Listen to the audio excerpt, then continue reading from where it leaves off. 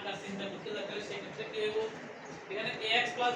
c নাম করতে সহজ হবে এখন 1 x পাওয়ার হইব n তাহলে কি রকম x y কত c ইকুয়াল 0 2x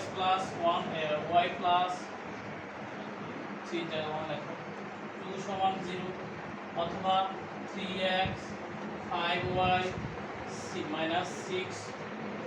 তাও 0 এখন এই সরলরেখা থেকে আমাদের অবজেক্টিভ পরীক্ষা প্রশ্ন আসে কি রকম যে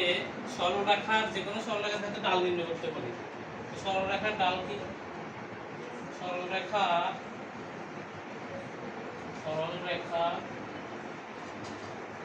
ঢাল হচ্ছে ঢালকে প্রকাশ করে m দিয়ে তো আমরা মূল যে আকারটা আছে এখানে x by c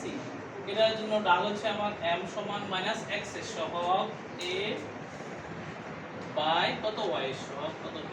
তো অনুরূপভাবে আমরা যদি এটার কথা চিন্তা করতে চাই তাহলে x এর সহগ কত -x এর সহগ বাই y এর সহগ -1